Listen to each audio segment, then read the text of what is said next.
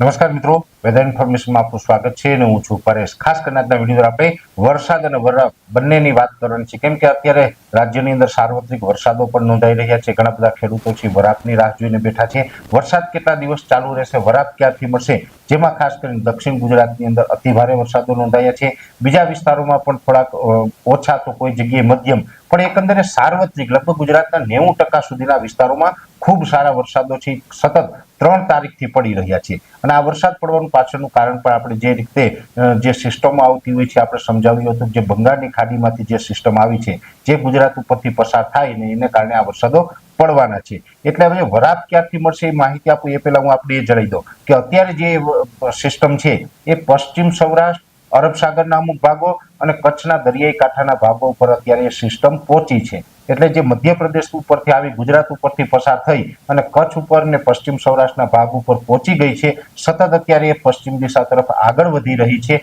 એટલે આવનારા 24 કલાક દરમિયાન એ સિસ્ટમ છે એ સંપૂર્ણપણે ગુજરાત ઉપરથી પસાર થઈ અને અરબ સાગરમાં આગળ નીકળી જાય તેવી શક્યતાઓ છે। જો કે 24 કલાક સુધી હજુ એ સિસ્ટમ ગુજરાતથી નજીક છે, જેને કારણે ગુજરાતની અંદર આવનારા 24 કલાક દરમિયાન હજુ પણ અમુક જગ્યાએ સામાન્ય, અમુક જગ્યાએ મધ્યમ તો અમુક જગ્યાએ ભારે વરસાદોની શક્યતાઓ છે। પહેલા તો એ જણાવી દઉં કે જે ભારે વરસાદ એટલે કે સામાન્યથી થોડાક વધારે વરસાદોની જે શક્યતાઓ છે, જેમાં આમ તો આ વર્ષે ચોમાસું ચાલુ થયું ત્યારથી દક્ષિણ ગુજરાતની અંદર વરસાદનું પરફોર્મન્સ એકંદરે સારું રહ્યું છે અને વરસાદની તીવ્રતા છે ત્યાં દક્ષિણ ગુજરાતમાં વધારે રહી છે।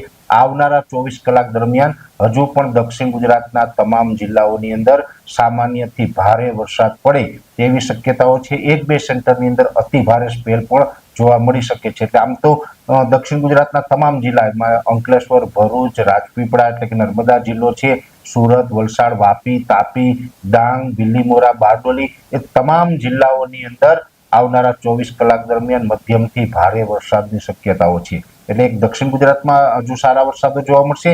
એ પછી પશ્ચિમ સૌરાષ્ટ્ર, જેમાં દ્વારકા, જામનગર અને પોરબંદર આ 3 વિસ્તાર એવા છે કે આ સિસ્ટમ છે એ અરબ સાગરમાં અત્યારે આગળ વધી રહી છે। આ પશ્ચિમ સૌરાષ્ટ્રના ભાગોથી ઘણી નજીક છે અને આઉટર ક્લાઉડ છે એ અત્યારે પશ્ચિમ સૌરાષ્ટ્ર ઉપર છે। એટલે આવનારા 24 કલાક દરમિયાન આવતીકાલે 8 જુલાઈ 2025 છે, 8 જુલાઈએ મોડી રાત સુધી પશ્ચિમ સૌરાષ્ટ્રના દ્વારકા, જામનગર અને પોરબંદર જિલ્લાની અંદર પણ હજુ સારા વરસાદો નોંધાય તેવી શક્યતાઓ છે। અમુક ગ્રામ્ય વિસ્તારમાં હળવા ઝાપટા, કોઈ જગ્યાએ ભારે ઝાપટા અને અમુક જગ્યાએ ભારેથી થોડોક સારો વરસાદ પડે તેવું એક અનુમાન છે। બીજો વિસ્તાર છે કચ્છ જિલ્લાનો। કચ્છ જિલ્લાના પણ દરિયાઈ કાંઠાના વિસ્તાર, જેમાં નલિયા, માંડવી, મુન્દ્રા, કંડલા આ જે દરિયાઈ કાંઠાના વિસ્તારો છે એ તમામ વિસ્તારોની અંદર પણ 24 કલાક સુધી હજુ સારા વરસાદો પડે તેવી શક્યતાઓ છે। જો કે કચ્છની અંદર છેલ્લા 24 કલાકની અંદર સારા વરસાદો પડ્યા છે અને હજુ પણ 24 કલાક દરમિયાન સારા વરસાદો પડે તેવું અનુમાન છે। એટલે આજે 3 સેન્ટર બતાવ્યા છે, પશ્ચિમ સૌરાષ્ટ્ર, કચ્છના દરિયાકાંઠાના ભાગ અને દક્ષિણ ગુજરાતના વિસ્તાર, તેમાં હજુ સારા વરસાદો પડશે।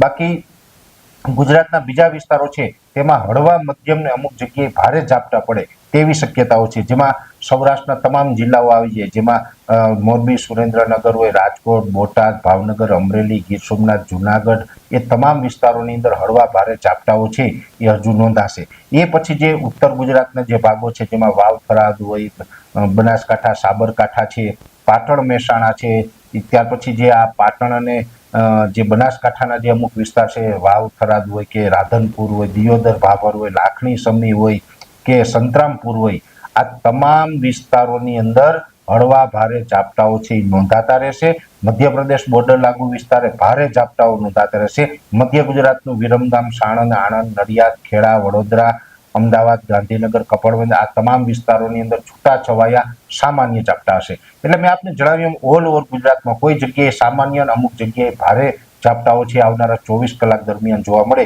તેવું એક અનુમાન છે। આ સિસ્ટમ છે 8 તારીખે મોડી રાત સુધીમાં ગુજરાતથી ઘણી આગળ નીકળી જશે, પશ્ચિમ તરફ ગતિ કરી જશે। એટલે આ 700 HPA લેવલથી આ સિસ્ટમ પસાર થઈ જશે।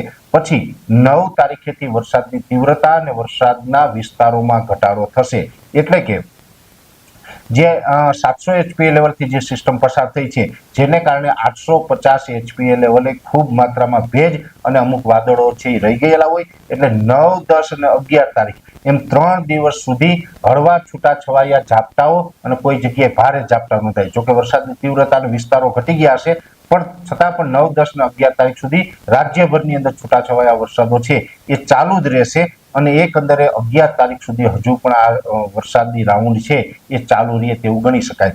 12 તારીખથી આપણે ગુજરાતની અંદર વરસાદો વિરામ લેશે અને કહી શકાય કે જે ખેડૂતો વરાપની રાહ જોઈ રહ્યા છે એ તમામ વિસ્તારોની અંદર વરાપનો માહોલ છે એ 12 તારીખથી લઈ અને લગભગ 19 તારીખ સુધી જોવા મળે તેવું એક અનુમાન છે. એટલે લગભગ એકાદ અઠવાડિયાની વરાપ છે એ 12 તારીખથી જોવા મળે તેવું એક અનુમાન છે. એટલે હજુ 11 તારીખ સુધી વરસાદો પડવાના છે, જેમાં આવનારા 24 કલાક હજુ સારા એવા વરસાદો 9, 10 અને 11 જુલાઈ દરમિયાન સામાન્ય વરસાદો અને છૂટાછવાયા વરસાદો હશે.